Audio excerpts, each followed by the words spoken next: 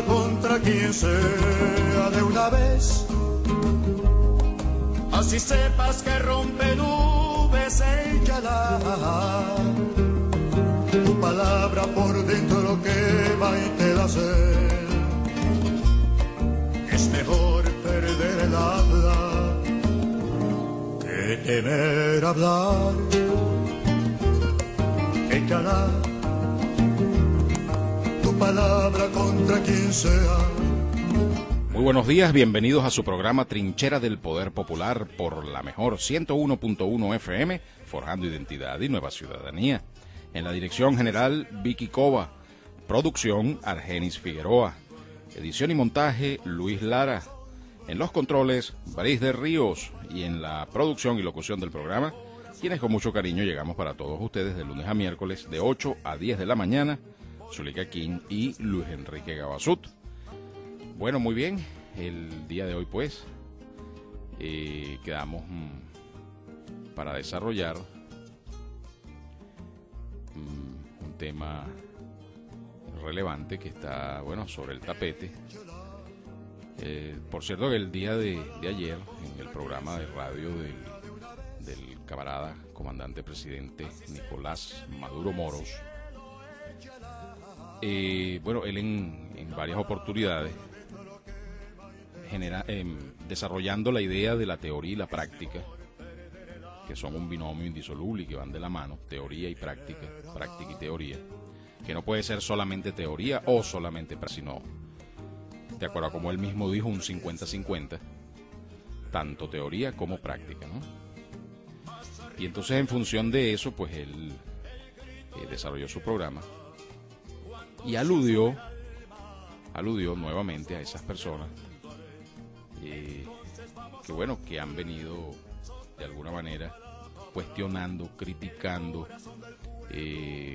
poniendo en tela de juicio las medidas que ha venido tomando el gobierno revolucionario bolivariano, sobre todo en materia de lo que es la economía, y a raíz de ese proceso de diálogo que se ha entablado con los sectores empresariales, y donde a esas reuniones de diálogo con los sectores empresariales no han acudido o no han sido incorporados, no ha estado previsto incluir en ese tipo de diálogo, no ha estado previsto incluir a los trabajadores, digamos, de manera aislada, ni tampoco organizadamente, es decir, sindicatos, etcétera. No hay presencia de los trabajadores en esas mesas de diálogo empresarial, gobierno, empresa, gobierno, que se han venido efectuando, por cierto, a lo largo y ancho del territorio nacional. Incluso algunas muy nutridas, ¿no? Ha sido por regiones, ¿no? Región Oriente, región Occidente, región Centro, etcétera. Y ha habido unas, bueno, donde han acudido prácticamente 1 millar de empresas medianas, pequeñas y grandes. Bueno, que son personas que tienen su empresa y que están dispuestos a trabajar, a producir, pero que tienen toda una serie de dificultades que han recibido, que han padecido a lo largo del proceso revolucionario, por deficiencias, por omisiones, por errores, sobre todo en materia de acceso a divisas para poder de repente adquirir un repuesto para reparar una maquinaria, y tienen entonces una línea de producción paralizada por eso, o porque no han recibido determinadas permisologías, porque el burocratismo es tan grande que entonces bueno, tienen represado allí de repente un equipo y no lo han podido sacar, por ejemplo, del puerto o de donde sea, porque eso tiene meses y meses, hasta años, por un papeleo que no les terminan de aprobar. En fin, miles de problemas que no consiguen materia prima, porque acá en Venezuela, lamentablemente, y es preciso señalarlo, el aparato industrial, el aparato manufacturero, lo que se llama el sector secundario de la economía, ¿no? El sector primario es la agricultura, el sector agrícola, el sector secundario es la manufactura, la industria, el sector industrial, y el sector terciario es los servicios, ¿no? Todo lo que se refiere a servicios. banca, seguro, transporte, construcción, educación, cultura, software, en fin, todo lo que sea consultoría, ingeniería, todo lo que sea servicio. Ese es el sector terciario. Entonces, preciso señalar que acá el sector secundario en Venezuela de la economía es un sector caracterizado por una serie de industrias muy grandes, de gran capital, que normalmente, o por regla general, es decir, en su mayoría, pertenecen a empresas multinacionales extranjeras. Por supuesto que hay también algunas empresas muy grandes que son de capital nacional y que son de ese sector secundario, de ese sector industrial, de procesamiento, manufacturero. El caso más emblemático es, por ejemplo, las empresas del Grupo Polar, que son empresas de gran capital y que no son multinacionales extranjeras, que es una empresa nacional, es una empresa de capital nacional, que incluso se está proyectando ya como multinacional porque tiene operaciones en otros países, pero en todo caso debería considerársele como una multinacional venezolana. Así como existen las multinacionales norteamericanas, acá en Venezuela podría hablarse de que en alguna medida esas empresas del Grupo Polar son una multinacional venezolana. El corazón del pueblo.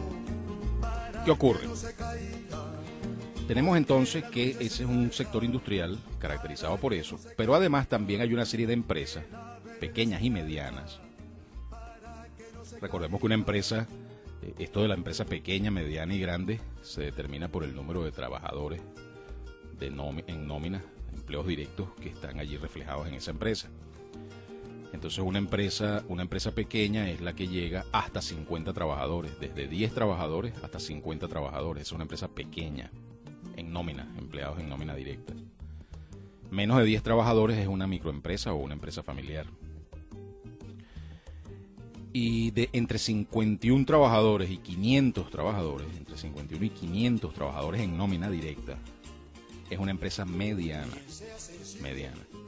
Y ya una gran empresa es aquella que tiene más de 500 trabajadores en nómina, es decir, 501 hasta miles y miles de trabajadores. Cuando uno ve el aparato industrial venezolano, y uno lo ve por sectores, ¿no? Agroindustria, qué sé yo, textiles, química, petroquímica, toda esa serie de sectores, uno metalmecánica, uno ve que la mayoría de las empresas, la inmensa mayoría de las empresas, no llegan a gran empresa. ¿Ok? Llegan hasta mediana empresa en todo caso. Pero resulta que la característica de composición del capital que tiene en la economía venezolana, en ese sector industrial, esa composición del capital tiene la siguiente característica: que en su mayoría el gran capital, las más grandes industrias, son extranjeras. Pero en su mayoría las medianas y pequeñas industrias, lo que se llama las pymes, ¿no? Las pequeñas y medianas empresas, o en este caso las pymes, pequeñas y medianas industrias, son en su inmensa mayoría de capital nacional. Entonces, claro, si uno quiere fomentar la economía de un país, la economía nacional, y además se tiene una vocación antiimperialista, nacionalista, por principio primero que nada, y luego también evidentemente por mucho pragmatismo, por mucha conveniencia práctica para el país, para superar la dependencia tecnológica, para superar la debilidad o la vulnerabilidad geopolítica.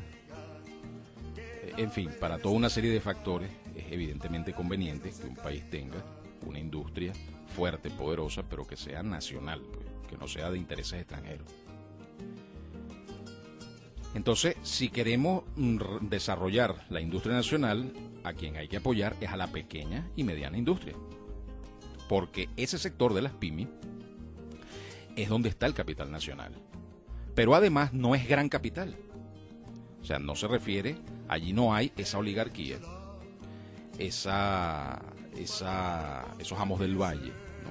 Esos grandes cacaos, esos grandes capitalistas que se manejan ya a otro nivel y que, bueno, defienden sus intereses de clase, sus intereses hegemónicos para mantener allí un control total de la economía y poder favorecer su enriquecimiento y su acumulación permanentemente. Entonces, ¿qué ha sucedido con esas mesas de diálogo entre el gobierno y el empresariado?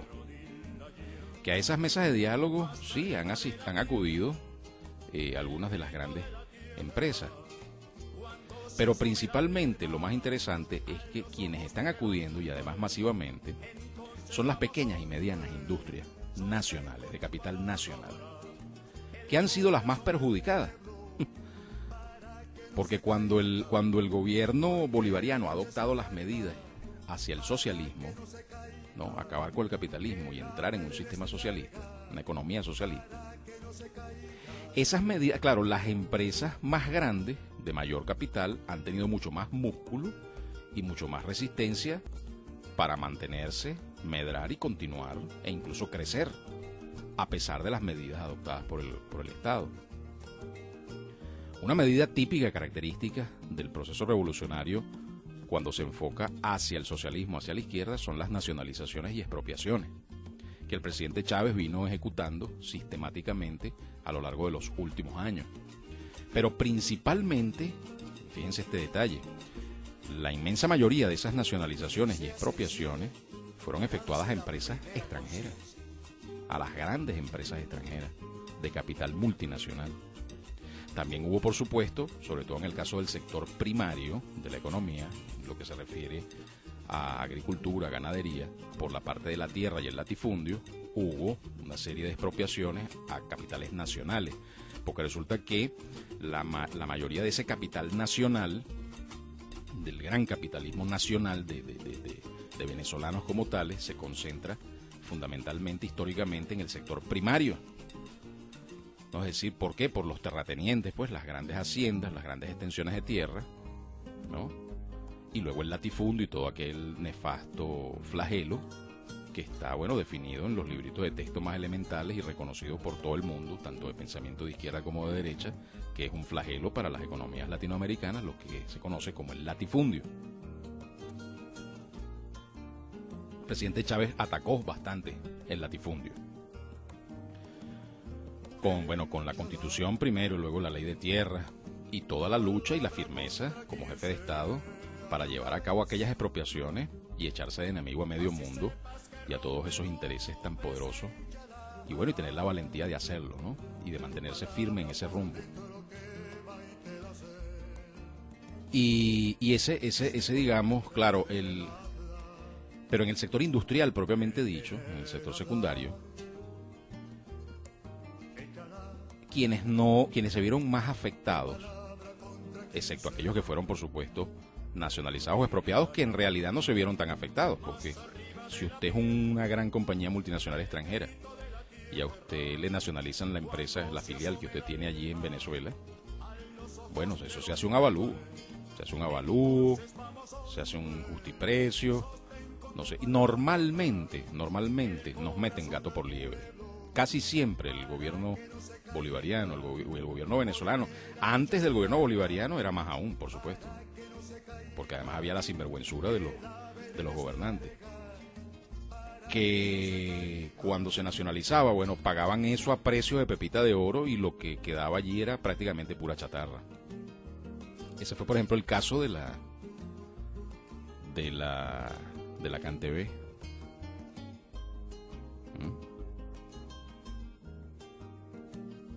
Entonces, se aceptaban precios cuando se privatizaban en la Cuarta República, se vendían a precio de gallina flaca, empresas que estaban muy buenas, muy robustas, empresas del Estado con buen capital, sus activos en buen estado. Y luego cuando se nacionalizaban, entonces uno les tenía que pagar a las empresas extranjeras que no habían invertido nada, no habían repotenciado equipos, no habían hecho nuevas inversiones, eso ya lo que quedaba habían agotado la vida útil prácticamente de todos los activos, Entonces lo querían vender como que si eso fuera nuevecito de paquete, a precio de, bueno, de pepita de oro. Entonces, en el gobierno bolivariano se honraron los compromisos, se hicieron las nacionalizaciones, se hicieron las expropiaciones, se justipreciaron las cosas y se pagó. Se pagó. Ese pago, bueno, a veces las modalidades del pago pudiera ser directamente digamos, en efectivo, o bueno, a través de bonos del Estado o a través de instrumentos financieros o cualquier convenio al que se llegara, pero se pagaba y se paga y se paga. Entonces, ¿cuál es el perjuicio? ¿Cuál es el perjuicio para un gran capitalista que le compren la empresa? Eso no es ningún perjuicio de nada. El capitalista simplemente está recibiendo su dinero por esa empresa que tiene allí. Ese dinero lo puede agarrar para montar otra empresa, bien sea en el mismo país o en otro país, si es una multinacional, o llevarse eso y listo, y tener esa rentabilidad allí. O sea que perjuicio como tal para el gran capital por las políticas de nacionalizaciones o expropiaciones no ha habido. No ha habido. Claro, el caso diferente es para los terratenientes, mantuanos, criollos. Pues estos terratenientes tienen grandes extensiones de tierra, la tierra nunca se deprecia, la tierra nunca pierde valor, al contrario, conforme transcurre el tiempo adquiere valor, se revaloriza, son bienes inmuebles. Entonces, estas personas que tenían enormes extensiones de tierra y les fueron expropiadas por el Estado, ellos sí registraban en su patrimonio, en su contabilidad, en su conteo de riqueza, registraban el valor de toda esa tierra. Cuando usted se la quita, pues evidentemente pierden. Y allí el caso es diferente, porque allí no se hace un justiprecio, un avalúo de lo que tiene y tal, sino que allí usted tiene que demostrar que esa tierra le pertenecía. Y para demostrar que la tierra le pertenece en este país hay que remontarse incluso a documentos de la época de la independencia. Hay que revisar, bueno, cuando el decreto del Libertador, si esa tierra pasó a manos de luego del Estado, y luego si esas tierras fueron entregadas conforme a qué títulos, quién avaló esos títulos, porque eso se conoce como la cadena titulativa, ¿no? Que se remonta históricamente. ¿Por qué? Porque a veces, bueno, llegó allí un envalentonado,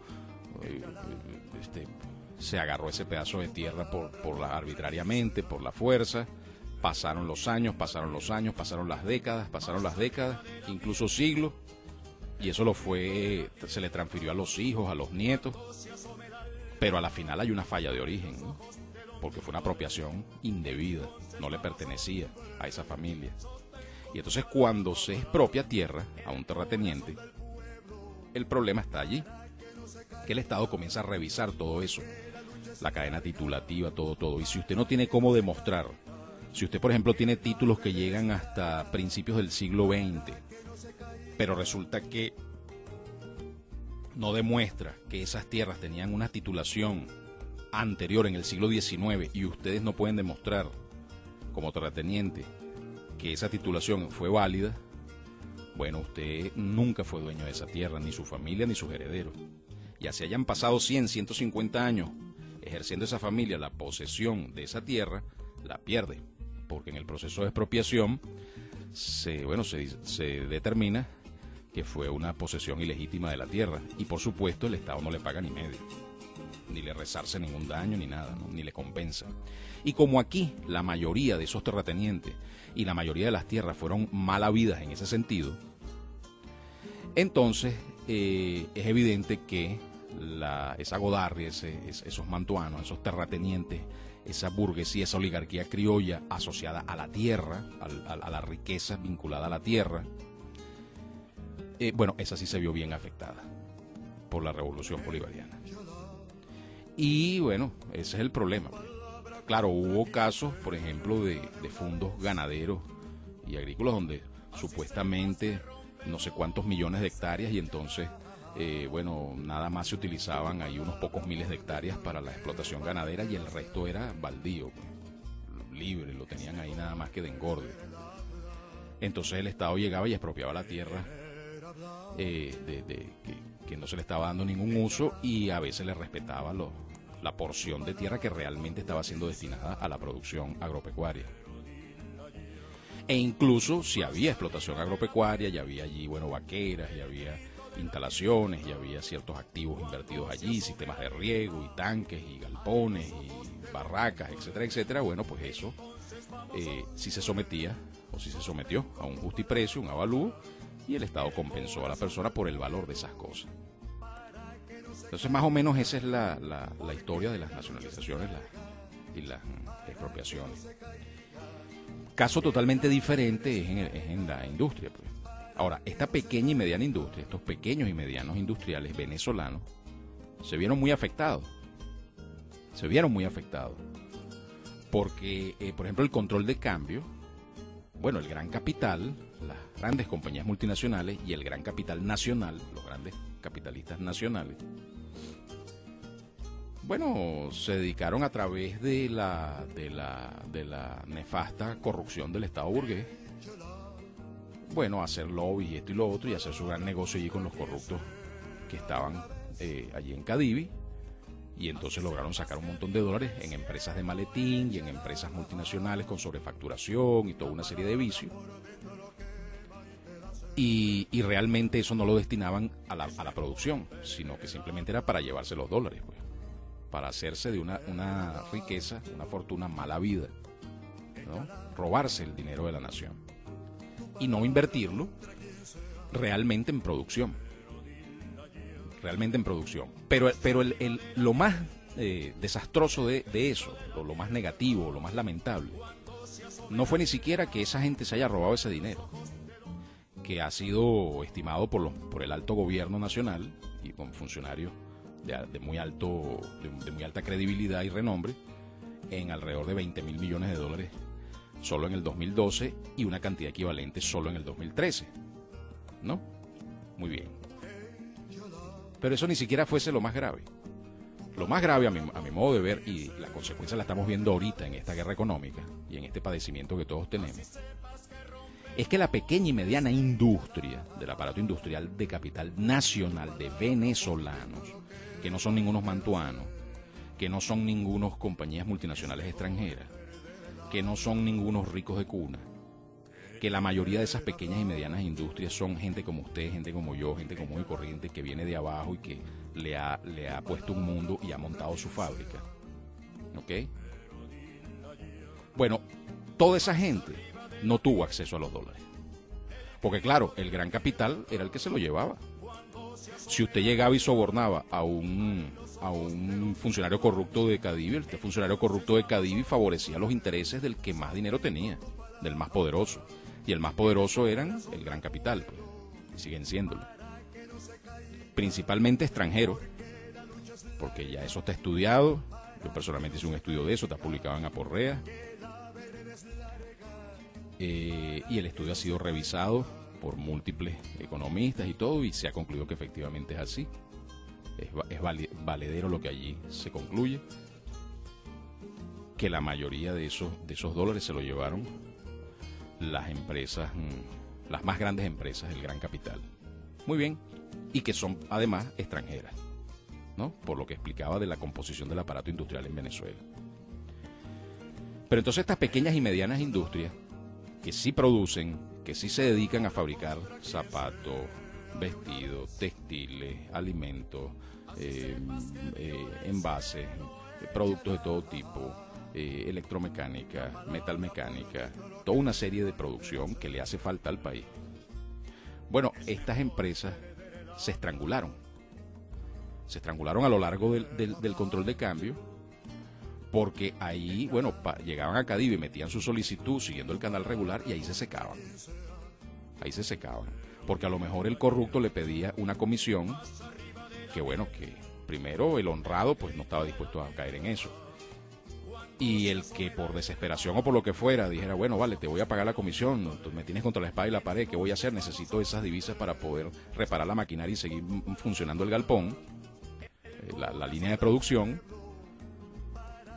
Cuando el corrupto le decía, no, mira, es tanto, el hombre decía, oye, yo no puedo llegar a eso, es imposible, no tengo, si te doy eso que me estás pidiendo, me arruino, pues, o sea, no hago nada. Y ahí se quedaban meses y meses, años y años, y nunca les dieron los dólares. A los que realmente necesitaban los dólares. Capital venezolano, de venezolanos que no eran mantuanos, que no eran ricos de cuna, que no eran capital extranjero multinacional, y que no lo son, que son gente que trabaja, gente que se esfuerza, gente como uno, y que necesitaban eso para crecer, para producir, para desarrollarse, y no lo obtuvieron. Y no solamente dólares, sino también, bueno, trabas, como ya expliqué, trámites, trabas burocráticas, licencias, permisos, alcabalas por todas partes, y en cada alcabala un corrupto matraqueando. Y entonces ese sector es el que se vio más afectado. Con ese sector es que tiene un sentido pero totalmente absoluto sentarse, dialogar y ayudarlo y apoyarlo y hacer una llave indisoluble entre revolución bolivariana socialista de izquierda y sector empresarial industrial de pequeña y mediana industria. A la vuelta de este primer corte vamos a continuar con el desarrollo de este tema. Gracias. No se aparte de nuestra sintonía. Ya regresa Trinchera del Poder Popular.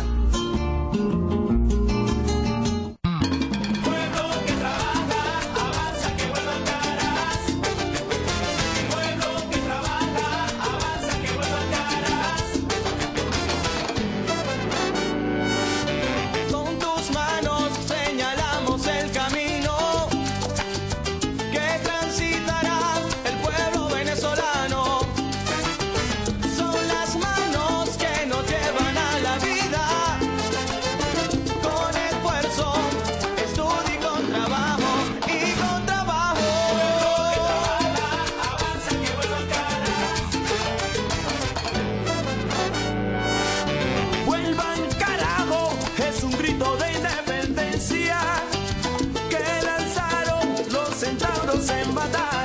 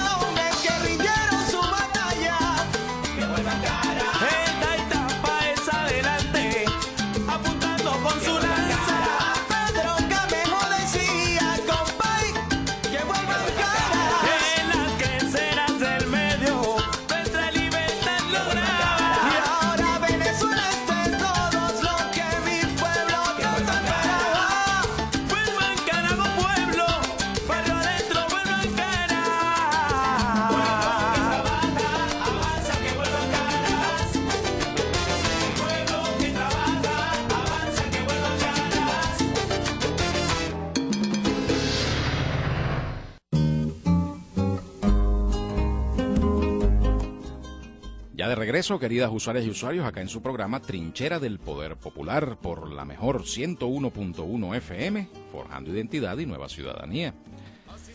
Bueno, queridas usuarias y usuarios, les estaba explicando entonces el asunto de esas mesas de diálogo con el empresariado.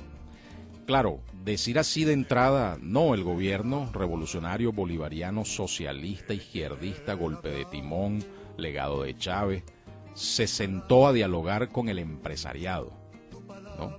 Decirlo así nada más a seca, uno dice, oye, eso suena mal porque uno dice, ¿cómo se puede entonces? Porque uno dice el capitalismo, el gran capital. Entonces, el gobierno revolucionario se está sentando con el gran capital a unos diálogos, ¿cómo es eso? ¿No? Pero cuando uno lo analiza y lo ve en perspectiva, y uno entiende las diferencias, las asimetrías, se llama técnicamente eso, las asimetrías que existen en la composición del capital en la sociedad venezolana, y lo ve por sectores de actividad económica, sector primario, sector secundario, sector terciario, como ya les expliqué, la cosa cambia y uno comienza a entender, uno entiende y uno ve cuál es la razón de aquello. Y cuando el gobierno ha dicho y ha insistido en esto una y otra vez hasta la saciedad, que no hay pacto, porque claro, por ejemplo, la persona de izquierda radical que ve aquello, dice el gobierno pacto, aquí hay un pacto con la oligarquía. Entonces sale el presidente Maduro y lo dice 1, 2, 3, 10, 100 mil veces. Aquí no hay pacto, aquí no hay pacto. Aquí lo que hay es diálogo, diálogo por la paz, diálogo para buscar la solución a los problemas de la economía, diálogo para estratégicamente combatir la guerra económica. Diálogo que además es una cuestión de justicia, porque si uno, y tomando el análisis del segmento anterior en el programa, si uno lo ve desde el punto de vista de aquel pequeño y mediano empresario que no es mantuano, que no es gran capitalista, que no es inversionista extranjero, que no obedece a intereses oligárquicos, que no es de rico de cuna, que es una persona común y corriente, que viene de abajo, que a lo mejor salió incluso del mismo barrio y allí se esforzó y montó un galpón y está fabricando, qué sé yo, tornillos en una metalmecánica, él no tiene la culpa, ¿verdad?, de que de repente la lámina que él necesita para fabricar su producto metalmecánico le salga carísima, y entonces cuando va y mete su orden de compra, por ejemplo en Sidor, que es el que le provee la lámina de metal para él producir, entonces resulta que en Sidor hay una rosca ahí, de repente, ¿verdad?, de algunas mafias, algunas cosas, ¿verdad?, como se ha detectado de hecho, ¿no?, por el propio gobierno nacional, Ferrominera, etcétera, ¿no?, casos muy sonados. Y entonces, de repente, y lo que pasa es que ahí nada más le damos el metal es a las grandes industrias transnacionales, que son acá las que hacen el lobby, las que pagan la tarifa, las que tienen platica para la corrupción. Y entonces el pequeño empresario que está allí pidiéndole a esa empresa suministradora de su materia prima, ¿verdad?, el mediano empresario, trabajador, productivo realmente, ahí se seca 6 meses, 1 año esperando por una materia prima que nunca llega, y cuando llega mocha, llega media y a un precio exorbitante. Eso es lo que ha ocurrido acá, eso es lo que ha ocurrido, ¿vale?, en Venezuela. Producto de ese binomio nefasto, de esa asociación horrorosa, espantosa, entre el gran capital y la corrupción. Ese binomio produce esos efectos. Fíjense que por eso les decía, no es nada más los dólares en Cadivi. Es también cualquier cosa que un pequeño y mediano industrial en este país fuese los proveedores de materias primas, las grandes importadoras, todo eso dependiendo completamente de esas redes, de esas cadenas. Y cuando iban a pedir de repente una licencia de importación para entonces importarlo directamente ellos, tenían el problema con Cadivi, el problema del papeleo para darte la licencia de importación, un horror. un horror. Y ese horror, ese mundo de alcabalas, de trabas, de pudrición y de asquerosidad que se ha entretejido acá en el país, es lo que pretenden estos esfuerzos de diálogo con ese empresariado solucionarse. Porque allí entonces los empresarios echan todo este cuento y plantean todos estos problemas. Claro, allá hay de todo, ¿no? Ahí también van empresarios del gran capital, ahí también van empresarios mafiosos, corruptos, que lo que buscan es facilidades para seguir haciendo su gran agosto. Allí es donde estará el tino y la sabiduría del gobierno de detectar esos casos y de no permitir que se sigan saliendo con la suya, pues no darle más prebendas a esa gente. Pues. Pero tampoco puede, de paso, el Estado llegar y decir, bueno, como eso fue así, entonces aquí ninguna empresa multinacional extranjera, ninguna empresa de gran capital nacional va a tener más nada aquí, aquí le vamos a cerrar trancar el serrucho a toda esa gente, porque entonces se viene abajo la economía. ¿Por qué? Porque la pequeña y mediana industria nacional, como se asfixió, producto de todos estos factores que he explicado, no produce la cantidad de bienes y servicios necesarios para la economía. Y entonces son las grandes empresas multinacionales y de gran capital nacional las que producen. Esa es una realidad. ¿Cómo hacemos entonces? Tampoco se les puede trancar el grifo, ni se les puede aplicar el ácido completamente a esas empresas de gran capital, a sabiendas de todas las irregularidades, de toda la trampa y de todo lo mafiosas que son.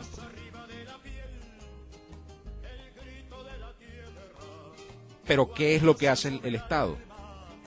Inteligentemente, de gotica en gotica, de gotica en gotica, tratar de ir fortaleciendo, de ir recuperando, de ir activando, dinamizando a ese inmenso sector de pequeña y mediana industria donde está la esperanza productiva de este país. ¿Por qué yo digo la esperanza productiva y también socialista? Porque ese pequeño y mediano capital que está allí en la industria nacional pueden llegar a ser muy proclives a las figuras de la producción socialista. De hecho, ha sido así. Muchas de esas empresas entraron dentro de iniciativas que emprendió el gobierno bolivariano, por ejemplo, aquella famosa iniciativa de la cogestión. Yo conozco personalmente industriales que entraron bajo la modalidad de cogestión, medianos industriales, capital nacional, cero mantuanismo, cero oligarquía, gente como uno, ¿ok? Entraron bajo la figura de cogestión. ¿Qué era la cogestión? La cogestión era, bueno, el gobierno te financia, te refinancia tus deudas, te da préstamos blandos, te da una serie de facilidades, y entonces tú a cambio de eso, la mitad de tu capital accionario se lo vas a dar a una cooperativa que van a conformar tus trabajadores, por ejemplo. Esa era la figura de cogestión. Muchos empresarios de estos hicieron eso. Y entonces resultó que esa figura fracasó en la mayoría de los casos. ¿Por qué fracasó? ¿Por qué fracasó? Porque los trabajadores no estaban preparados para asumir ese nuevo rol. No hubo ese esfuerzo de preparación para que eso funcionara. Los problemas de coordinación gerencial fueron muy graves. Y aparte de eso, los compromisos que asumió el Estado en esos acuerdos marcos de cogestión, donde se le prometió a esos industriales medianos que entraron en esa modalidad, que las compras del Estado, por ejemplo, estaban garantizadas, y que usted entonces, como usted había aceptado la cogestión y usted se hermanaba hacia el socialismo, bueno, usted entonces usted fabrica escritorios, bueno, perfecto. Entonces el Ministerio de Educación, que tiene no sé cuántos planteles, todas las compras del Ministerio de Educación del Estado en cuanto a escritorios, bueno, usted tiene garantizado allí que el Ministerio de Educación le va a comprar la producción. O sea, hubo ese tipo de promesas que luego lamentablemente tampoco se cumplieron en muchos casos. ¿Por qué? Por el mismo problema de la corrupción. Porque resulta que entonces hay un gran importador de escritorios o hay un gran y enorme fabricante de escritorios de gran capital, a lo mejor extranjero, lo más seguro, multinacional, que entonces hacía el lobby en la estructura burocrática Estado burgués corrupta de ese ministerio encargada de hacer esas compras, y entonces se aseguraba, engrasando bastante la mano de los corruptos, de que esos grandes contratos de compra de esos escritorios no fueran para este mediano empresario que hizo la cogestión, sino que fueran para esa gran empresa o ese gran importador de gran capital. ¿Ven cómo son los problemas de la economía venezolana?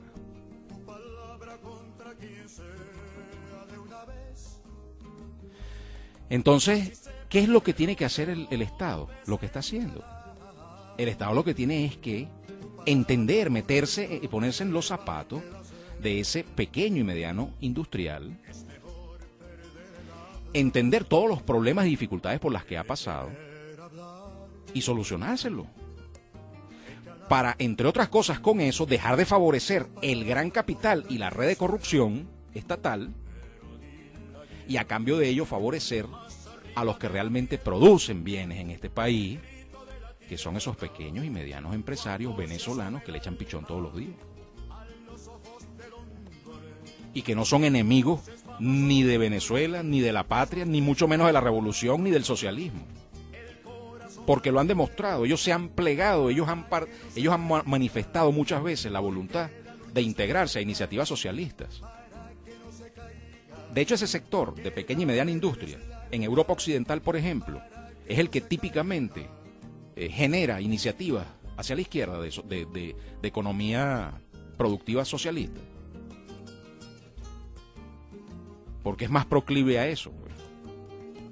Entonces, agarrar una mediana industria de estas y convertirla en una empresa de propiedad social, eso es algo bastante sencillo. Y los dueños de eso a lo mejor están dispuestos a eso sin ningún tipo de problema.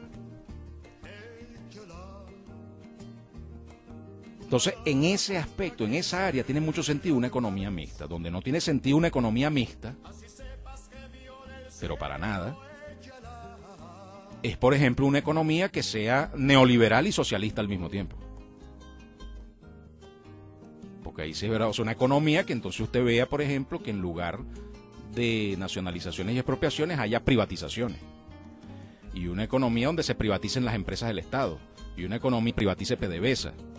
Y una economía donde Venezuela vaya al Fondo Monetario Internacional y se pliegue al paquete de medidas que le imponga el Fondo Monetario Internacional. Eso sí, esa sí es una economía mixta que aquí nadie quiere y que yo de entrada me declaro contrario a eso y que lucharía hasta lo último contra eso. Porque eso sí atenta contra el legado del comandante Hugo Chávez. Ahora, ¿es eso lo que está planteando el gobierno por el solo hecho de sentarse en unas mesas de diálogo con todo ese inmenso universo de sector empresarial que ha llevado del bulto durante años, producto de que en la práctica, en la realidad, en lo concreto, el gran capital en conchupancia con el Estado burgués corrupto se ha constituido en una barrera insalvable de obstáculos y de dificultades para que ellos puedan producir y para que ellos puedan ser empresas rentables y empresas productivas en este país? Eso no hay que hacerlo, eso es contrario a toda lógica, a todo sentido socialista. No estoy de acuerdo. No estoy para nada de acuerdo. Entonces, cuando el presidente Maduro alude, por ejemplo, ayer en su programa de radio, a los teóricos y se refiere a esos teóricos como personas que a lo mejor tienen ese socialismo teórico en la mente, pero que no lo ven en lo concreto, ni ven cuáles son las dificultades y los detalles específicos. Como dicen los alemanes, el diablo está en los detalles, ¿no? El diablo está en los detalles. Que no lo manejan, o a lo mejor no se han paseado por toda esa complejidad de los detalles. Entonces es muy fácil criticar y decir, no, el gobierno está pactando con la derecha. Cosa que el presidente Maduro ha venido negando sistemáticamente en muchísimas intervenciones públicas. Lo ha negado, y no solamente el presidente Maduro, muchos voceros también del alto gobierno, Elías Agua y otros voceros, han negado que exista semejante ni vocación de pacto, ni pacto de nada, ni nada. Y eso se demostró, por ejemplo, con el caso de la mesa política, de diálogo político. La pantomima aquella, donde había aquel poco de opositores ahí, sentados allí en cadena nacional con una serie de personeros del alto gobierno. Bueno, ¿qué pretendían ellos? Que indultaran, por ejemplo, y que amnistiaran a los hermanos Guevara, a los asesinos del fiscal Danilo Anderson. Asesinos, convictos, confeso y todo. No, hay que soltarlos. Es ley de amnistía, presos políticos. Barbaridades como esa. Que liberaran a Simonovic porque que el pobrecito se está muriendo. Mentira. Que se va a estar muriendo. Tipo rozagante, sanote y joven todavía. O que si no sé qué y liberen a todo el mundo, a medio mundo. Y no, y las víctimas. Entonces el gobierno llevó a las víctimas de Puente Yagú, ¿no? y del 11 y 12 de abril. Y las víctimas que dijeron, pues, las víctimas dijeron no estamos de acuerdo, pues. Y el gobierno fue y la fiscalía mandó una inspección de salud al estado de salud de Simonovic y todo eso se hizo. Y a la final, mira, ni hay liberación de Simonovic, ni hay ley de amnistía, ni nada de eso, chico, ¿qué te pasa? Y ahí está ratificando el tribunal el enjuiciamiento de López, de Leopoldo López. Y está citada ahí María Corina, y está citado el otro y el otro. Entonces cabe hablar aquí de un pacto con la derecha. Yo no lo veo así. Y yo creo que la raíz de la confusión estriba justamente en no diferenciar, no discriminar, no ver la composición y las asimetrías dentro de la estructura capitalista de la economía y de la sociedad venezolana. Eso hay que analizarlo de esa manera para poder entender lo que conviene y lo que no conviene en un momento dado. Por otra parte, tenemos una realidad en el país que todos los intentos que se han hecho a lo largo de la Revolución Bolivariana para producir cooperativas, cogestión, empresas de producción social, microempresas, unidades familiares, areperas socialistas, bloqueras socialistas, consejos comunales, comunas, todas esas iniciativas, aun cuando han venido rindiendo sus frutos poco a poco, no ha sido una cosa extraordinaria, ni con bombos ni platillos, ni mucho menos. Ha habido muchísimos fracasos, ha habido avances y retrocesos, pero ahí va. Esa es una estructura que está naciendo, desde el punto de vista en términos históricos, es una estructura que ni siquiera ha nacido. Porque hablar de 10 años, 15 años en recomponer todas unas estructuras de producción es algo que es un instante, un segundo, eso es nada en términos de tiempo histórico. Hay que darle tiempo a eso. Y de hecho, hay casos muy exitosos de cooperativas que sí han funcionado y que están funcionando y que están produciendo y generando muchos ingresos y muchos recursos y produciendo muchos bienes, sobre todo en el sector primario, en la parte agrícola.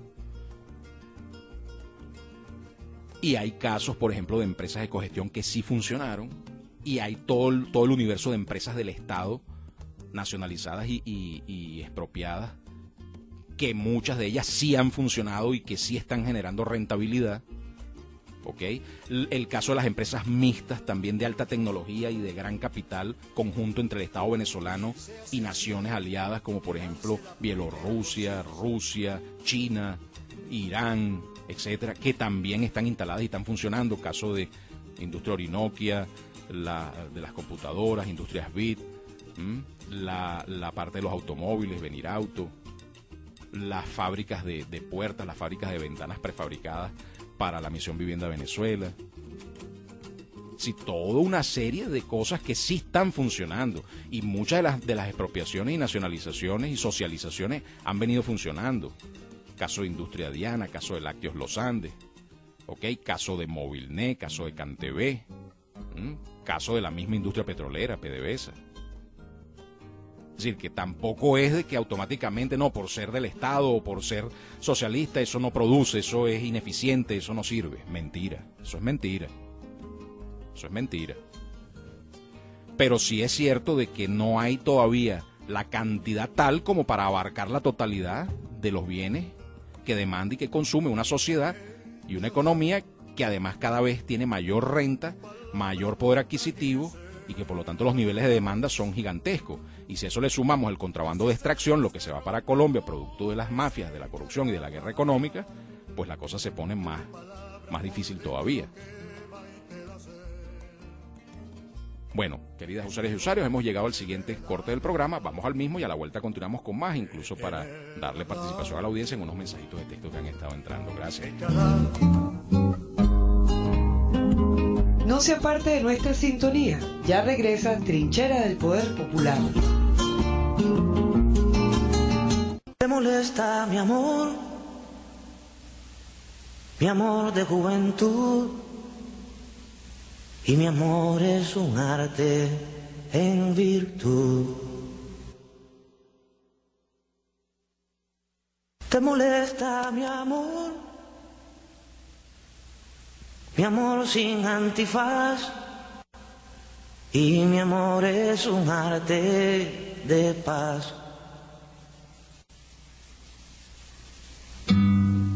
¿Te molesta mi amor de humanidad?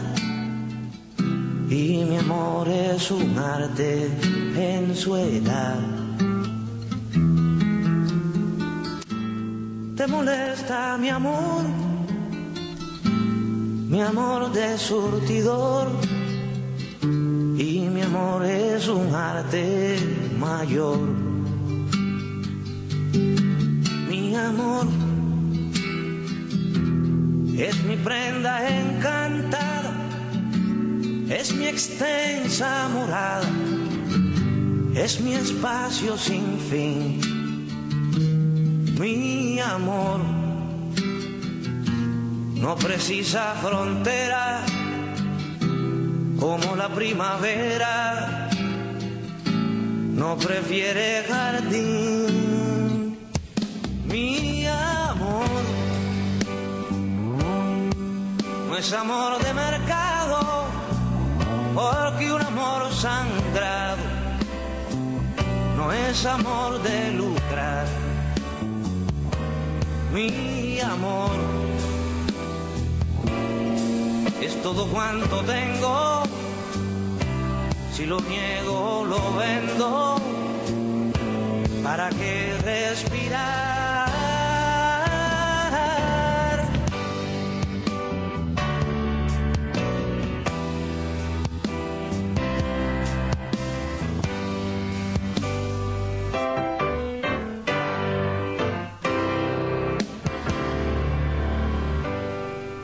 ¿Te molesta mi amor de juventud? Y mi amor es un arte en virtud. ¿Te molesta mi amor sin antifaz? Y mi amor es un arte de paz. ¿Te molesta mi amor de humanidad? Y mi amor es un arte en su edad.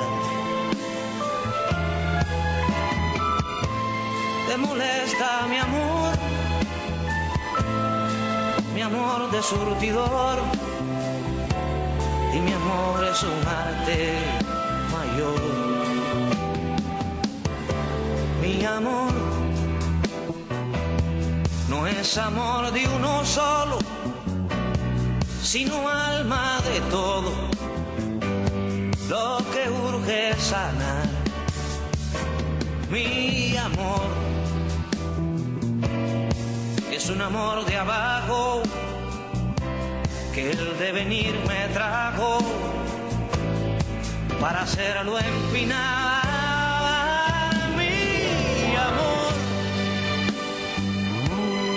El más enamorado es del más olvidado en su antiguo dolor. Mi amor abre pecho a la muerte y despeña enseña su suerte por un tiempo mejor. Mi amor, este amor aguerrido es un sol encendido por quien merece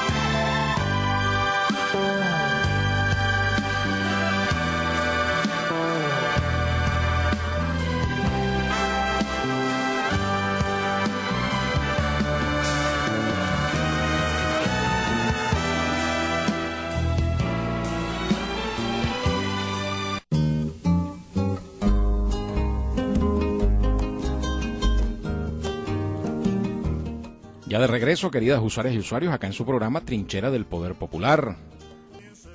Fíjense que ahorita vamos a leer unos notiplazas y vamos a leer unos mensajes de texto, pero para no perder un poco la idea de lo que veníamos desarrollando, quiero decirles esto, ¿no? Uno pudiera incluso decir acá que el gobierno revolucionario bolivariano está en deuda con esos pequeños y medianos industriales venezolanos que han sufrido todos esos obstáculos y todas esas consecuencias y perversiones a lo largo de la revolución.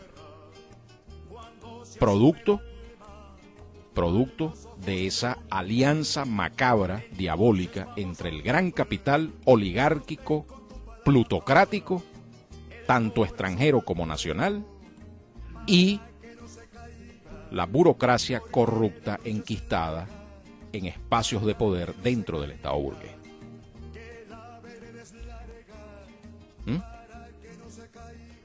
Entonces, no es ni siquiera venir a tratar de descalificar esos diálogos con ese sector en particular, decir, no, eso es un pacto con la derecha. No. La revolución está en deuda con esa gente. Quienes tienen todo el derecho y todo el sentido del mundo, esos empresarios, esos industriales, de sentirse que han sido excluidos, que han sido obstaculizados, que han sido atacados, agredidos, lesionados en sus necesidades, en sus intereses, de una manera totalmente injusta. Una gran injusticia, una enorme injusticia.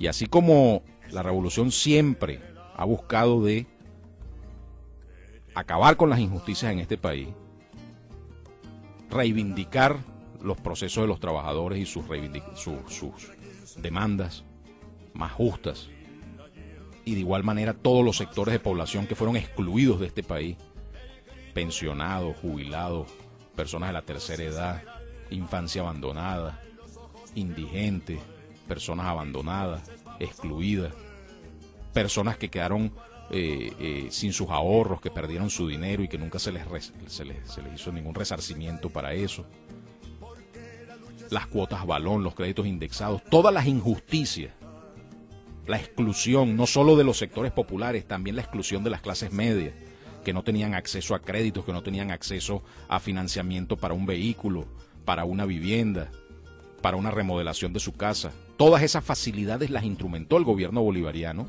porque si hay algo que ha caracterizado al gobierno bolivariano es la palabra solidaridad.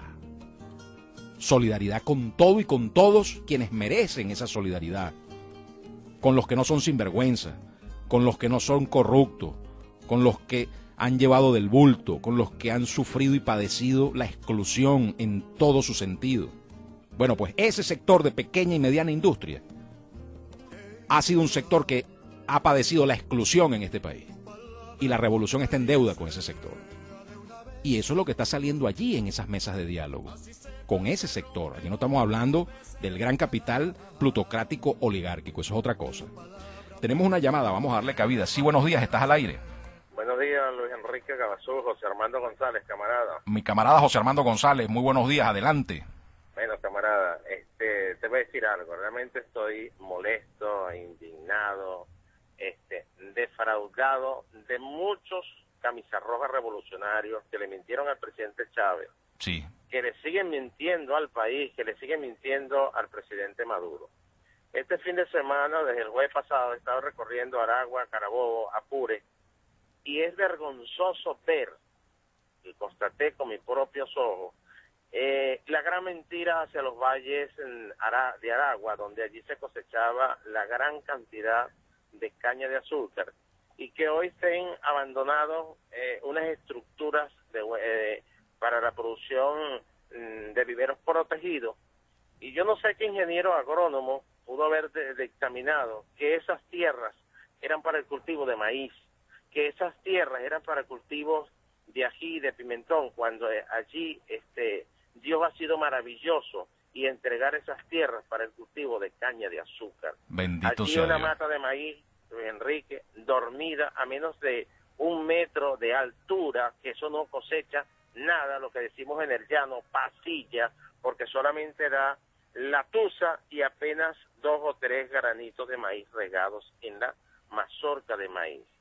Entonces, cuando hablamos de producción, cuando hablamos de impulsar el sector productor, tenemos que analizarnos por la geografía nacional.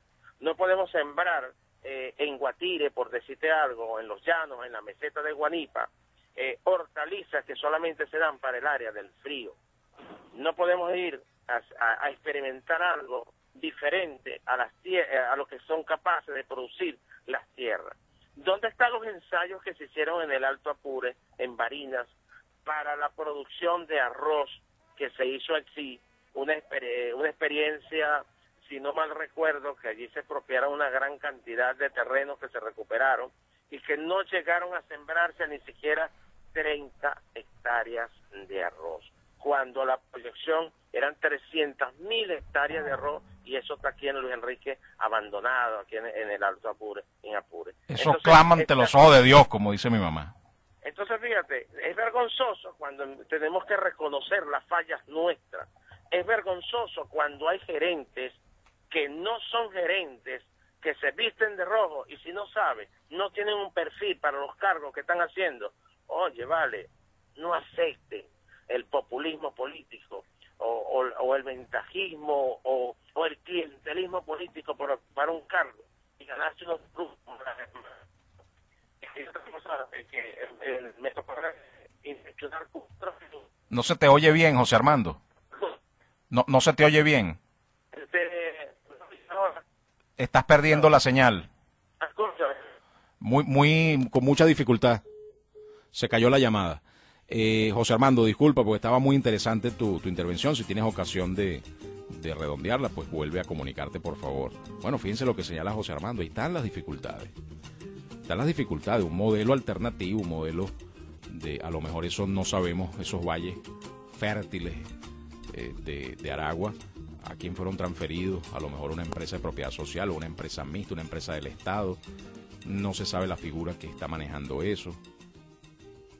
Entonces, son, lo que le decía, un modelo naciente, muy lleno de muchas dificultades, de muchas ineficiencias, de mucha inexperiencia, de mucha mediocridad, de muchas dificultades, pero es un modelo que va poco a poco, el modelo alternativo. Hasta que ese modelo, hasta que no veamos esos valles de Aragua a plena cosecha, a full capacidad, con la máxima productividad por hectárea del cultivo que sea productivo, más productivo allí, caña de azúcar o el que sea, y veamos que eso realmente funciona, nosotros no podemos descartar la producción de la empresa privada en este país, no podemos hacerlo. Tenemos la llamada, no, sí, Aló, sí, buenos días, ¿estás al aire? Aló, buenos días. Aló, buenos días, Luis Enrique, ¿cómo estás? Hola, Zulica, ¿cómo estás tú? Muy bien, un saludo a todas y a todos los camaradas que están atrincherados en la mejor 101.1. Sí, señor, Bueno, adelante. Luis Enrique, escuchando con atención la disertación que tienes el día de hoy. Sí, Totalmente de acuerdo en ello, ¿no? sí, Pero yo quería referir que todos esos vicios, todas esas desviaciones que tú has expuesto el día de hoy de una manera muy clara, van de la mano, son intrínsecos del Estado burgués, que indiscutiblemente nos sigue imponiendo la dictadura del capital, Luis Enrique. la dictadura del capital, sí, señor, así es. Somos víctimas de la dictadura del capital y ese modelo nefasto que con todo lo que lleva, ¿no? Este modelo lleva al ser humano a la degradación, inclusive moral, ¿no? La Sí. competitividad, pero de la mala, ¿no? Porque hay las competiciones serias, buenas, sanas, pero esta es lo más vil, donde el ser humano llega a perder hasta sus valores, ¿no? Así Entonces es importante hacer entender a todos los que nos pueden estar escuchando que solo el socialismo va a ser la única vía, la única que puede salvar al planeta, que solo en el socialismo podrá haber una verdadera justicia social. No con esto quiero referir que esto es la varita mágica, no. En el camino vamos a encontrar cantidad de dificultades, obstáculos a vencer y aplicar lamentablemente, pero de ahí se aprende el ensayo y error una y otra vez hasta alcanzar el modelo, ¿no? Y es deber de todas y todos entender que tenemos que sumar las voluntades y entender a profundidad, concienciarnos de que es la única vía. Entonces, desmontar el Estado burgués es tarea de todos, y yo sé que el presidente Nicolás Maduro, entiendo toda la situación que está viviendo, no en vano hizo un escrito que en los próximos días compartiré con toda la audiencia, que se llama El hombre y sus circunstancias, ¿no? No es fácil estar en la piel, estar dirigiendo un Estado con la situación que estamos viviendo, con las particularidades, con un cúmulo de situaciones que atentan contra la estabilidad de la patria, contra la economía nacional y, por supuesto, directamente con la propia vida de nuestro camarada presidente Nicolás Maduro. O sea, es muy, muy sui generis lo que estamos viviendo acá. De esto lograrse, o sea, de esto cristalizarse por parte de los sectores ultrosos, de dar al traste con nuestra revolución, con nuestro proceso revolucionario, este modelo que han aplicado, porque están ensayando con nosotros acá, con algunas repeticiones que se dieron cuando el golpe del camarada Salvador Allende en el año 73, pero con nuevas cosas, ellos se van perfeccionando, inclusive lo que ya usaron lo han perfeccionado, ¿no? Están reeditando el modelo, esos esquemas que aplicaron en el pasado, pero de nosotros, o sea, de la revolución irse al caño, hablando pronto y mal, va a darse el efecto dominó. Es por eso que tenemos que estar muy conscientes de lo que nos estamos jugando. Es el futuro de la patria, es el futuro de la revolución, es el futuro de lo que se ha alcanzado, que es la justicia social, hermanos, hermanas, es preservar la vida para las generaciones futuras, y eso pasa por leer todo lo que es el pensamiento del comandante Chávez, todo su legado, el testamento que nos legó. Ahí está escrito toda la pauta, todos los lineamientos que tenemos que seguir paso a paso para lograr tener patria. Eso es todo por ahora, y un abrazo para todas y todos. Gracias, un abrazo para ti igual, Zulica. Gracias por esa extraordinaria intervención que has tenido, pues aclarando y abundando el punto sobre el Estado burgués, la construcción del socialismo, el hombre y sus circunstancias. Si las cosas no son ni blanco ni negro, ¿no? Todos los extremos se tocan. Tampoco es que se vaya a hablar que porque uno diga que todos los extremos se tocan, entonces uno esté siendo reformista, ¿no? O uno diga, no, que porque hay que atender a ese pequeño y mediano industrial, entonces ya uno es un capitalista y ya se volteó y saltó la talanquera y ya no es de pensamiento de izquierda. No, el diablo está en los detalles. Hay que analizar las cosas caso por caso, ver bien las cosas. Fíjense que tenemos unos mensajitos de texto. que dicen así: profundo dolor que el comandante, quien dio su vida por la patria, sus hijos convirtieron las alcaldías de Zamora y Plaza en burocracia política. Villalta. Bueno, camarada, y yo no diría solamente una u otra alcaldía, sino un fenómeno generalizado en todo el estado burgués, lo que decía Zulica, ¿no? Y no es tampoco una cosa, Villalta, digamos, como que una cosa intencional de, oye, voy a convertir esto en una burocracia. No, es una cosa que va saliendo porque el sistema mismo está estructurado, las estructuras de poder en la sociedad te llevan a eso, se autoestructuran, se autoorganizan de tal manera que se reproduzca eternamente ese modelo perverso del Estado burgués y de la plutocracia y de los intereses del gran capital, ¿no? Esa frase, ¿no? La dictadura del capital. Tremenda frase que Zulica nos ha dejado hoy para la reflexión de todas y todos. La dictadura del capital. Entonces, eso hay que combatirlo, hermano. Hasta donde uno pueda y hasta donde le llegue el aliento. Estado burocrático burgués y horror a la oligarquía. Horror al Estado burgués y horror a la oligarquía. Pero no hay que confundir oligarquía, vuelvo, insisto en esto, con pequeño y mediano industrial, empresario honrado de este país. Eso no es ninguna oligarquía. Eso es gente como uno, eso no son ningunos mantuanos ni nada de eso. Eso es como los opositores, que cuando el presidente Chávez comenzó a hablar de oligarcas aquí, dijo: oligarcas, váyanse de aquí, oligarcas, no sé qué, y a combatir a los oligarcas. Entonces cualquier hijo de vecina de una urbanización de clase media de Caracas, del este de Caracas, se agarró eso para él. Oye, Chávez me dice, cuando Chávez habla de oligarcas, malvados, no sé qué, entonces esa persona se lo agarraba para él, ¿no? Y a mí me hacía gracia, porque yo decía, bueno, pero este de oligarca, este no tiene ni idea de lo que es un oligarca, ¿no? Eso es como, bueno, hermano, oligarca es grandes ligas, ¿me entiendes? Grandes ligas del gran capital. El que tiene una bodega, el que tiene un pequeño negocio, el que tiene una pequeña fábrica, una pequeña industria, una mediana industria, y ojo, hasta 500 trabajadores en nómina directa, es una mediana industria. Eso no es ningún gran capital de nada. Es una persona que trabaja ahí de sol a sol. A lo mejor trabaja más que los obreros, porque a lo mejor llega a las 5 de la mañana a su galpón y se va a las 11 de la noche, mientras que el obrero llega a las 8 de la mañana y se va a las 4 de la tarde. Porque yo los he visto. Yo he visto pequeños y medianos empresarios de esto que llegan a las 5 de la mañana a su fábrica y se van a las 11 de la noche. Los conozco y algunos de ellos son mis amigos y me honro mucho en decirlo. Trabajan más que cualquier obrero. Entonces las cosas hay que colocarlas en perspectiva. Hemos llegado al siguiente corte del programa. A la vuelta continúo leyendo los mensajes de texto, leo las notiplazas y vamos con las conclusiones del tema del día de hoy. Gracias. No se aparte de nuestra sintonía. Ya regresa Trinchera del Poder Popular.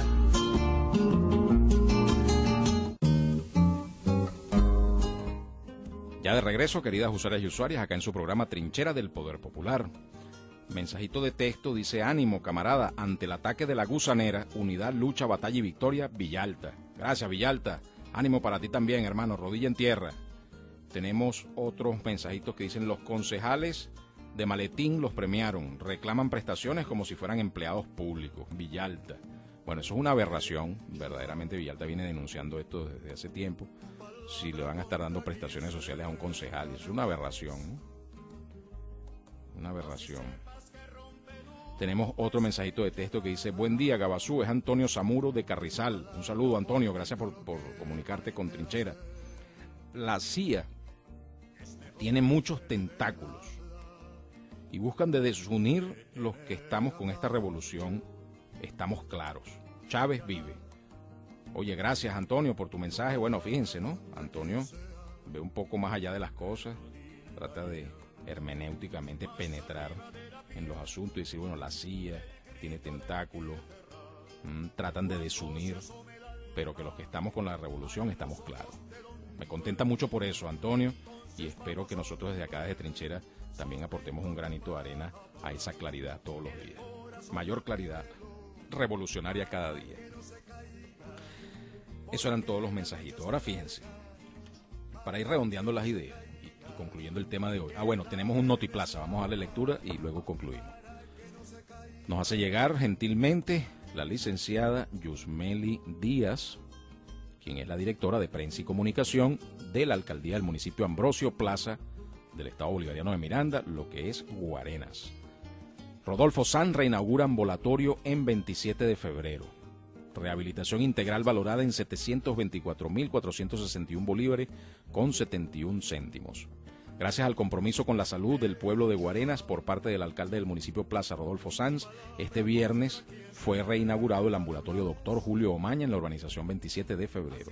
Por instrucciones del primer mandatario local, en el recinto se ejecutó un proyecto de rehabilitación integral con una inversión de 724.461 bolívares con 71 céntimos. Bueno, excelente noticia, esa reinauguración y ya rehabilitado totalmente ese ambulatorio en el sector 27 de febrero. También tenemos otra noticia que dice: alcalde Sanz revisa rutas de recolección de desechos. Nuestro plan es estabilizar el servicio y fortalecerlo en lugares donde hoy tiene deficiencia. Indicó, próximamente arrancará Plan Guarenas Un Jardín. Guarenas Un Jardín. Para dar continuidad a las políticas de limpieza y embellecimiento que ejecuta el gobierno municipal de Guarenas, el alcalde Rodolfo Sanz anunció que se intensificará la recolección de desechos sólidos y el saneamiento de espacios públicos en la jurisdicción.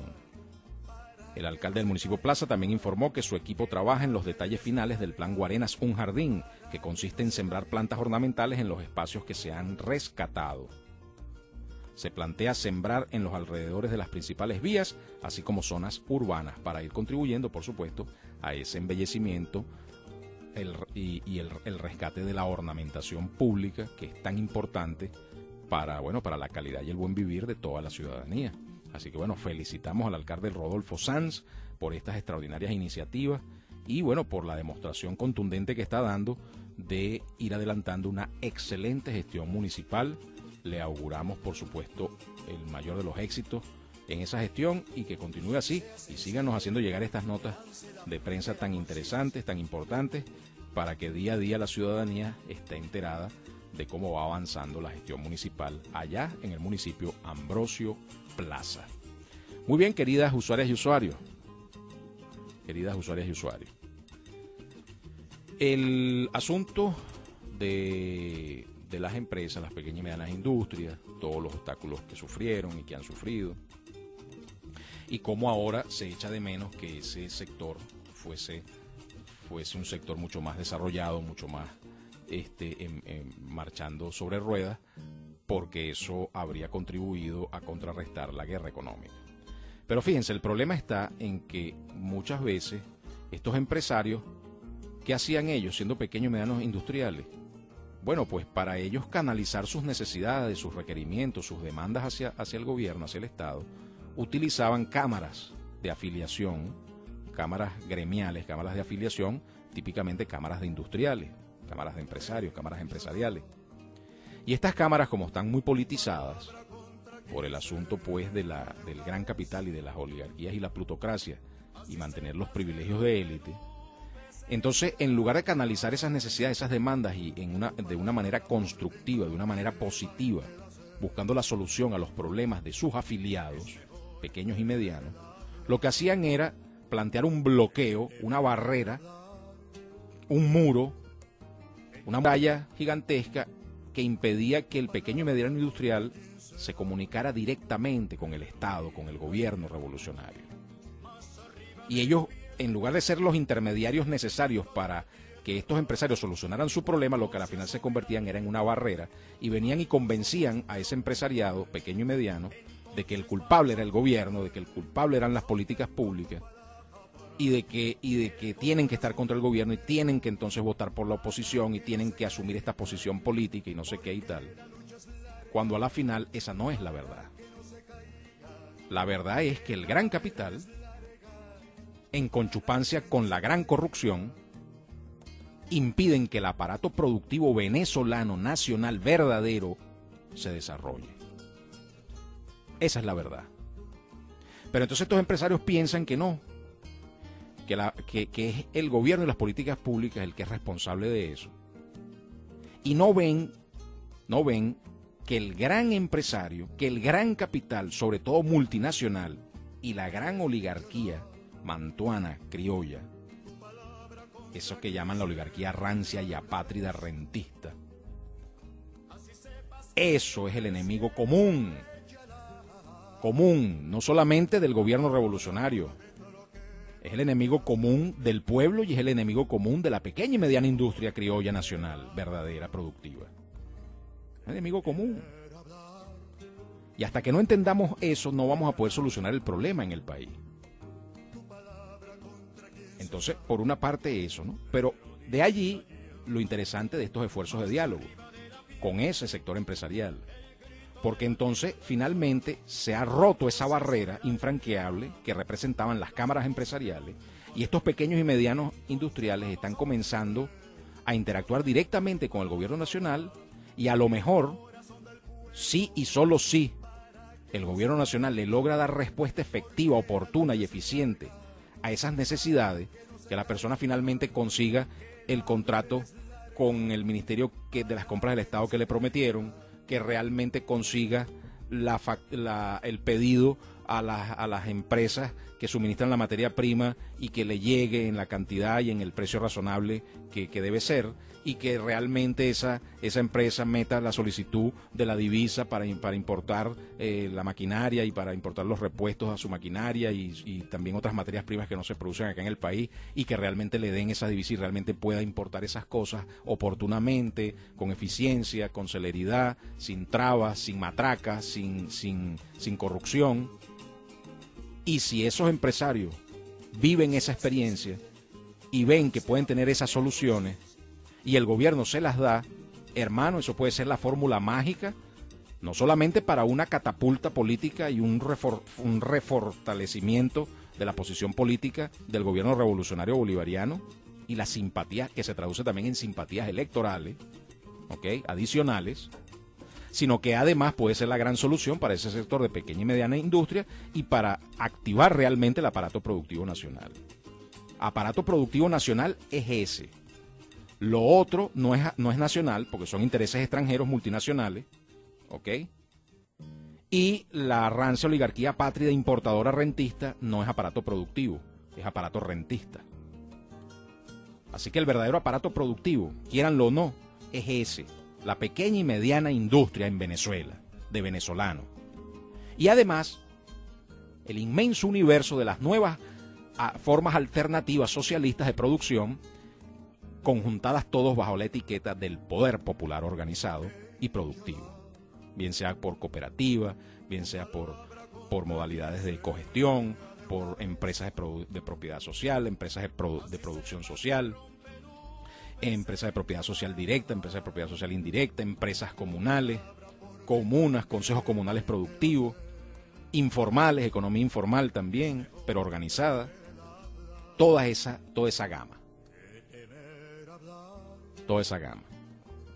Por cierto, que esa gama, lo que es el poder popular organizado productivo, bajo modalidades socialistas alternativas al capitalismo, también han sido víctimas de todo tipo de obstáculos y de dificultades en este país. Así como el pequeño y mediano industrial. O sea, ese pequeño y mediano industrial que a lo mejor piensa que la culpa es del comunismo y le meten eso ahí y no reflexiona bien las cosas. Y cree que se diferencia mucho del poder popular y de una comuna. Y entonces le suena como una cosa horrorosa. No, hermano, la comuna y el Consejo Comunal y el poder popular también ha sufrido la misma exclusión y las mismas barreras y los mismos obstáculos producto de esa asociación diabólica entre el gran capital plutocrático y el Estado burgués. La misma víctima igualita.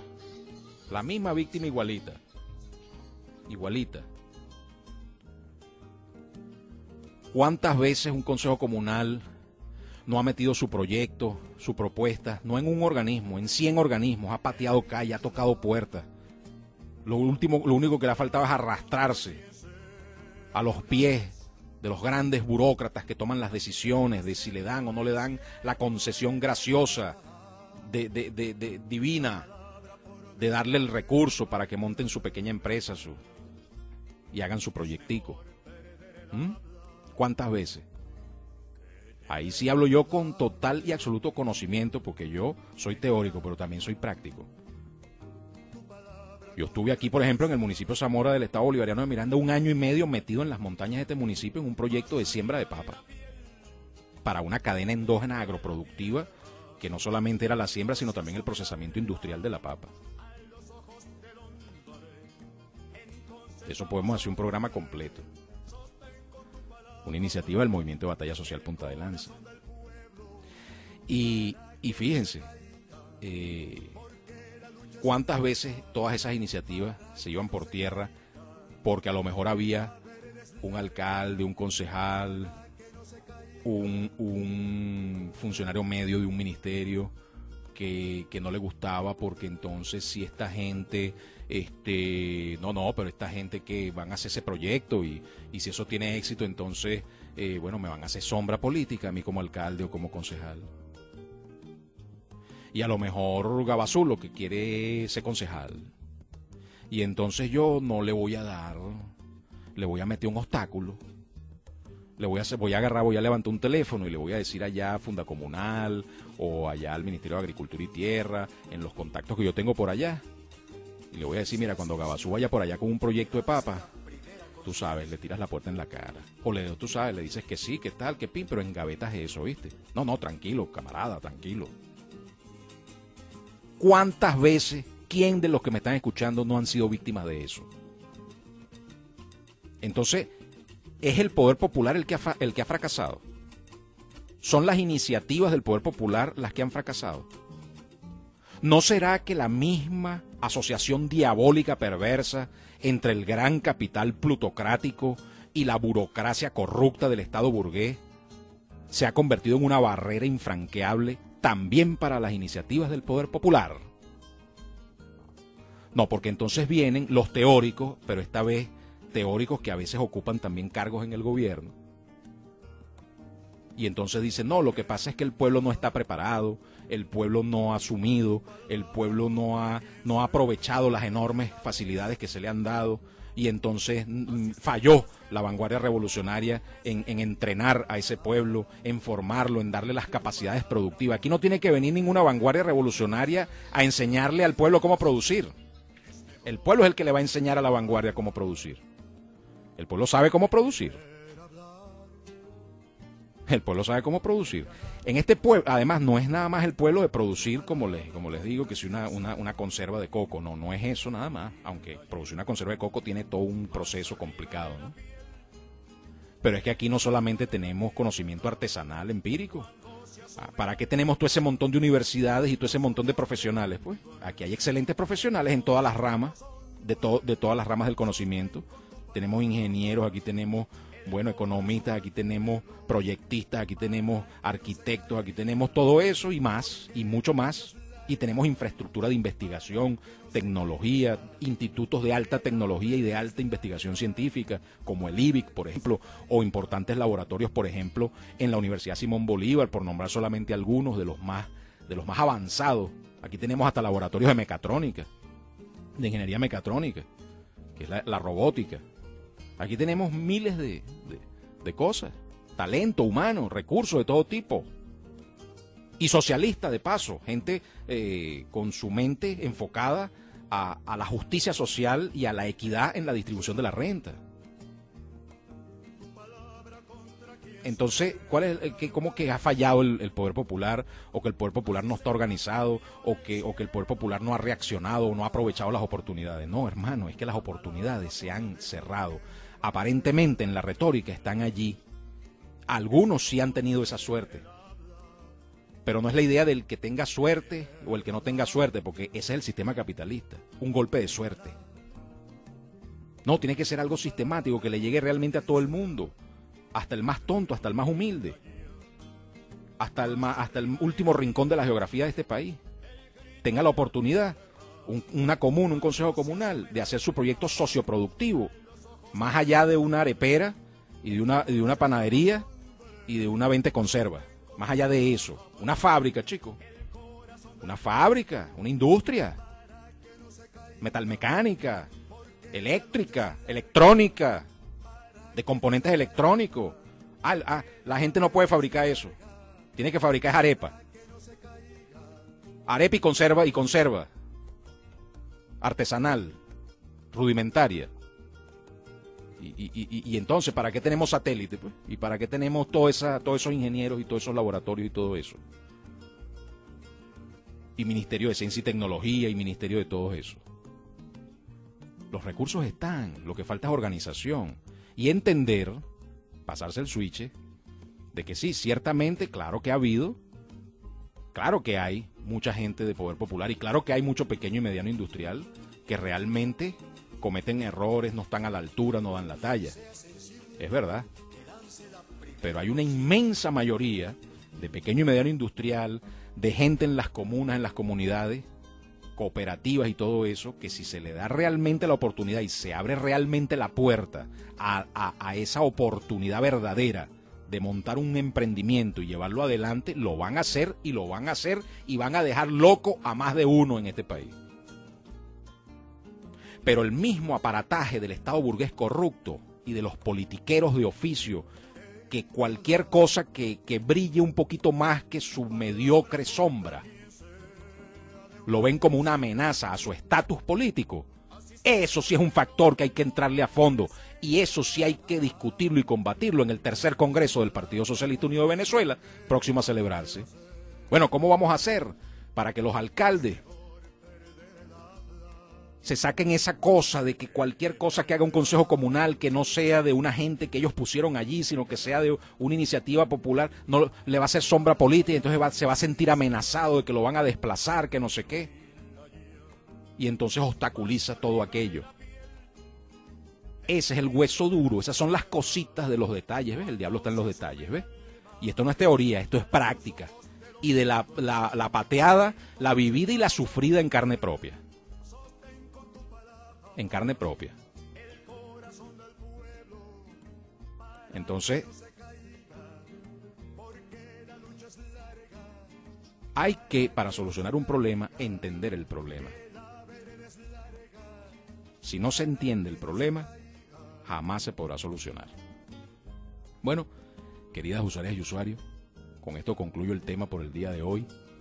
Espero que haya quedado mucho más claro y abundante, porque el día de ayer cerramos el programa con apenas la introducción al mismo, donde en los últimos 10 minutos, 5 minutos, yo expuse los argumentos de esos camaradas que critican al gobierno revolucionario, del presidente Maduro, y lo tildan de reformismo, de pacto con la derecha, no sé qué.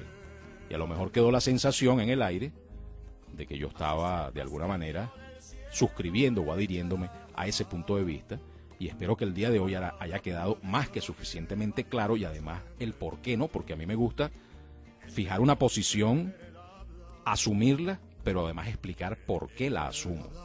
Si otra persona viene y me da sus contraargumentos y me convence, a lo mejor me convence de que yo asuma otra posición, pero yo estoy explicando aquí el por qué yo asumo una determinada posición. Así que espero que haya quedado clara cuál es nuestra posición, que es además la posición de Trinchera del Poder Popular, y que esperamos sea entendida, sea comprendida, y que además se tomen las decisiones correspondientes y la ciudadanía apoye todas las iniciativas del gobierno bolivariano revolucionario por solucionar ese montón de detalles negativos y bueno, y darle cabida al avance del proceso revolucionario en este mar de tiburones que representa el imperio norteamericano, la oligarquía plutocrática apátrida, rentista e importadora, y los grandes intereses del gran capital multinacional. Queridas usuarias y usuarios, llegamos ya al final del programa por el día de hoy. La semana que viene continuaremos desarrollando algunos temas. Les recuerdo que los programas de los días lunes son programas que se transmiten en diferido por aporrea.org. Así que los espero el próximo lunes para una nueva emisión de Trinchera del Poder Popular. Muchísimas gracias. Eso es todo, amigos.